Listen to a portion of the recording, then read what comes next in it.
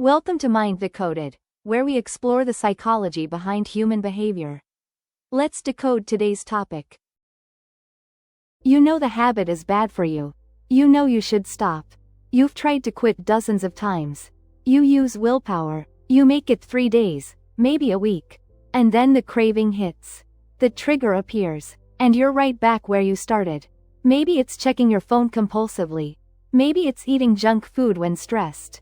Maybe it's scrolling social media for hours. The specific behavior doesn't matter. What matters is that willpower alone never works. Here's what's actually happening. Your brain has encoded the bad habit deeply into your basal ganglia. The cue routine reward loop is automatic. Trying to stop through willpower is like trying to stop breathing by deciding not to. You're fighting against an automated neural pathway with conscious effort. And conscious effort always loses to automation eventually. But there's a different approach. You don't delete bad habits. You can't erase the neural pathway once it's formed. Instead, you override it. You keep the cue and the reward the same, but you replace the routine with a different behavior. This is called habit substitution. And once you understand how it works, you can break habits that have controlled you for years. Today on Mind Decoded, we're breaking down how to actually break bad habits. Why willpower fails, what's happening in your brain when you relapse, the specific substitution strategy that works, and how to identify the hidden rewards keeping your bad habits alive. Before we begin, a quick disclaimer. This content is for educational and informational purposes only and should not be considered medical, psychological, or mental health advice. If you're experiencing mental health concerns, please consult with a qualified mental health professional. Let's start with why willpower doesn't work. When you use willpower to resist a habit, you're asking your prefrontal cortex to override your basal ganglia. Your conscious mind fighting your automatic brain.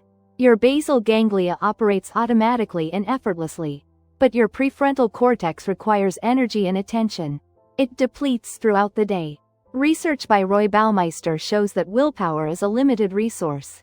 So you can resist the habit in the morning when willpower is high. But by evening, after a day of decisions, your prefrontal cortex is depleted. The basal ganglia is still running perfectly. The cue appears. The automatic routine triggers. And you don't have the mental energy left to stop it. This is why you always relapse at night. Why you can resist junk food all day but cave after dinner. It's not weakness. It's depletion. Here's the deeper problem. Even if you could maintain perfect willpower, you're still not addressing the core issue. The habit exists because it's providing a reward your brain wants. Psychologist Charles Duhigg explains that every habit has a reward. Not the obvious consequence. The actual neurological reward your brain is seeking. And often, it's not what you think. You might believe you eat junk food because you're hungry. But if you only eat junk food when stressed, the real reward is emotional relief. You might think you check your phone because you're waiting for messages. But if you check it compulsively even when nothing is there, the real reward is distraction from boredom or anxiety. Until you identify the true reward, you can't substitute the habit effectively. Here's how to identify the hidden reward. For 3 days, every time you engage in the bad habit, immediately write down how you feel emotionally.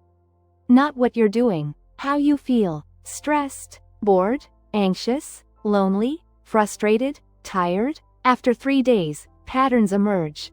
You'll notice you always engage in the habit when experiencing a specific emotional state. That emotion is the cue. And the habit provides relief from that emotion. That relief is the reward. Now you can design an effective substitution. You need a different behavior that provides the same emotional reward. If the reward is stress relief, your substitution needs to relieve stress. If the reward is distraction from boredom, your substitution needs to provide distraction. Here's the formula for habit substitution. When cue appears, instead of bad habit, do substitution behavior that provides same reward. Let's work through a concrete example. You compulsively check social media. You track the behavior for 3 days. You notice you always check when feeling bored or anxious. The cue is boredom or anxiety. The reward is temporary distraction and relief. Now you design a substitution. When I feel bored or anxious, instead of checking social media, I will take a 5-minute walk. Walking provides distraction and reduces anxiety. Same cue, same reward, different routine. The substitution must be easier or equally easy as the bad habit. If it requires more effort, your brain will reject it when willpower is low. Walking is easier than resisting the urge. Now let's talk about what makes substitutions stick. The substitution must satisfy the same reward. If it doesn't, your brain will reject it and return to the original habit. The substitution should be immediately available. If you have to leave your house or wait, it won't work when willpower is depleted. The substitution should be easy to execute. Complicated substitutions fail. Simple substitutions succeed. Practice the substitution deliberately for the first 2 weeks. Your brain needs repetition to encode the new routine. After 66 repetitions, the substitution starts becoming automatic. Here's what happens neurologically. You're not deleting the original habit pathway. That stays encoded permanently, but you're creating a competing pathway that's stronger and more recently reinforced. When the cue appears, both pathways activate. Whichever pathway is stronger wins. Initially, the bad habit pathway is stronger. But every time you execute the substitution, you strengthen that pathway while the bad habit pathway weakens from disuse. After enough repetitions, the substitution pathway becomes dominant. The cue appears, and the substitution triggers automatically. Now let's talk about common mistakes. They choose substitutions that don't provide the same reward. Trying to replace stress eating with meditation when meditation doesn't provide the comfort they're seeking. They choose substitutions that are too difficult. Trying to replace scrolling with reading when reading requires more mental effort. They don't identify the true cue. They think they eat junk food because it's available, so they remove junk food. But the real cue is stress. The stress remains. They expect immediate results. Habit substitution takes 66 days minimum. If you quit after 2 weeks, you're stopping right before it would have started working. They don't remove environmental cues. If your phone is visible on your desk, it will trigger the checking habit. Remove the physical trigger. Here are effective substitution strategies for common bad habits. Phone checking. When I feel bored, instead of checking my phone, I will stand up and stretch for 30 seconds. The movement provides the distraction reward. Stress eating. When I feel stressed, instead of eating junk food, I will drink a glass of water slowly or take 5 deep breaths. This provides the pause and comfort. Nail biting. When I feel anxious, instead of biting my nails, I will squeeze a stress ball or tap my fingers on my leg. This provides the physical release.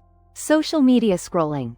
When I feel the urge to scroll, instead I will read 1 page of a physical book or do 10 push-ups. These provide the dopamine hit and mental break.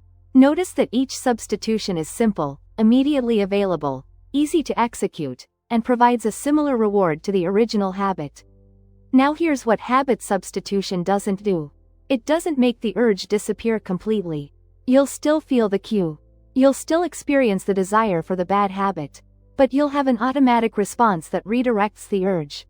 It doesn't work overnight. You need consistent repetition for at least 66 days. Expect the first month to require conscious effort. The second month is when it starts feeling automatic. It doesn't prevent all relapses. You'll slip sometimes. When you do, don't spiral. One relapse doesn't erase your progress. The neural pathway you've built is still there. Just execute the substitution next time. The power of substitution over willpower is sustainability. Willpower depletes. Substitutions become automatic. Willpower requires constant effort. Substitutions eventually require no effort. Think about what this means long-term. A bad habit you've had for 10 years can be overridden in 3 months through consistent substitution.